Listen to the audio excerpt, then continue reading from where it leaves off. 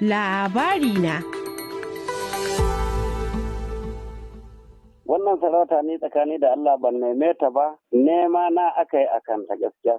Shi ne suka jawo ni, suka nuna cewa ga abin da za a bani, na nuna cewa ni bai kamata a yi haka ba tunda ina da uwaye. Daga baya aka zauna aka ce to tunda shi sabon sarki ya nuna cewa ga abin da zai yi a ƙasar shi, to ni bai kamata ba in daɗa mashi ƙasa a ido ba gaskiya, yi haƙuri a yi wannan naɗi. Na ce to shi kenan na yarda na amince. To amma daga baya ga abin da ya biyo daga baya. To Adamu Aliyu, kamar dai da ka ce ga abin da ya faru na maganganu bayan baka wannan sarauta, ba ka ganin yana da nasaba da irin yadda ake zargin ka jagoranci hare-haren da suka hallaka mutane a garin Kadisau na yankin Faskari a jihar Katsina, kuma sai aka ji an zo an gwangwaje ka da wannan sarauta bayan ka halaka mutane?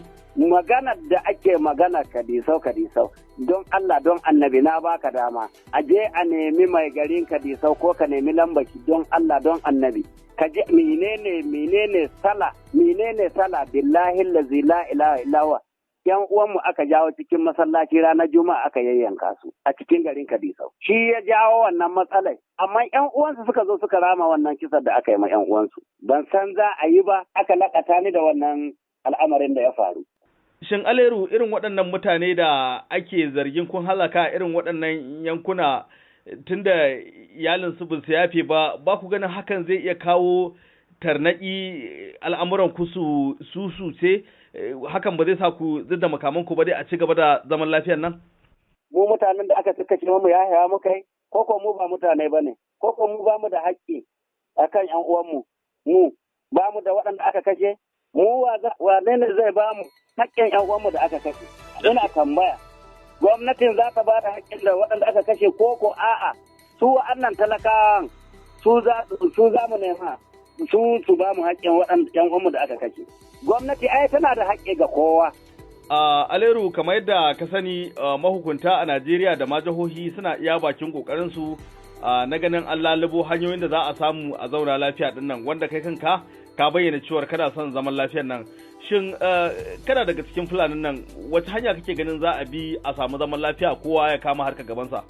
To wannan matsala jin mai sauƙi ce, kuma a dawo a rungumi kowa a rungume shi tsakani da Allah, a jawo mutane, a jawo hankalinsu, a bar cutar da mutane. To mutane mu gaskiya sun riga sun firgita da kame-kamen da ake yi da kuma harbin da ake masu, a isko su gidajensu, a zo a tarwatsa su, a yayyanka musu uwaye, a yayyanka ‘yan uwansu, to wasu duk sun gudu, sun koma daji, sun nemi makami. To kaga kamar irin wannan tsakani da Allah sai an ban mutanenmu, an zaɓi mutane yardaddu wanda ya kamata a je a bi a hankali a rika zama da mutanenmu, a rika fahimtar da su halin da ake ciki.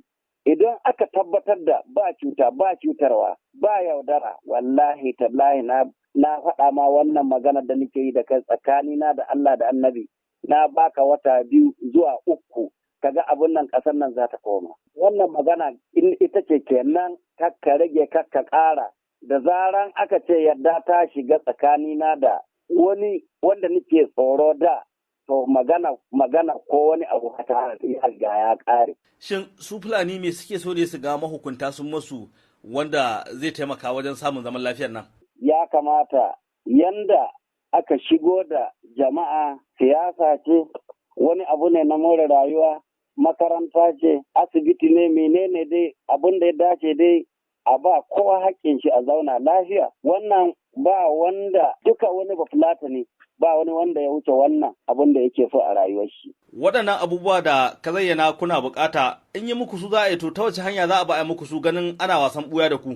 To wannan kam kofa a buɗe take tunda muna da shugabanni daga zuwa gwamnati har zuwa nan ƙarƙashin talakoki ko uban ƙasa ko wani abu, kowa an san inda yake zaune, kuma kowa an san inda uwaye suke. Ya kamata a jawo su a tambaye su inda ya kamata a yi masu wa'annan abubuwa, yanda za a yi su ma yadda kowa ya zauna lafiya da uwayen shi da 'yan uwa, kowa ya dawo gidan shi ya zauna lafiya da 'yan uwan shi. Yanzu kana nufin idan aka tsaya tsayin daka aka samar muku waɗannan abun dukkanin waɗanda makamai ke hannunsu za su zadda makamansu kenan a zauna lafiya a ci gaba da harka kamar da?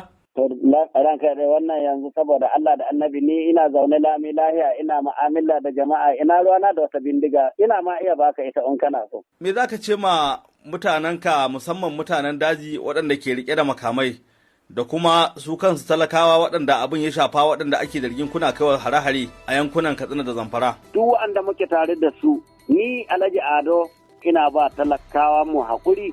Ban ce a je a tada ma wani hankali ba ko a je a ci ma wani mutunci ko a shiga ma wani gida ko a je a tare hanyar wani to wannan ba shine gabana ba. Yanzu kaga jiya na fara zama da mutanenmu a mun haye yau gari nan na hawo gobe zan yi zama da mutanenmu na nan yankin Yankara jibi zan haye nan dajin nan na arewa zan yi zama da su kowa zan fahimtar da shi ni dai aka yi ma wannan magana to don Allah don Annabi wanda ya ji daɗin magana da wanda ma bai ji daɗi ba to zan ba kowa haƙuri kuma magana zama yana nan gan mutum ya ga kamar amma wannan magana ya nuna cewa ko yana kishi na ko wani abu to kishin da nake so ya yi man a zauna lahiya shine babban kishin da nake son a yi.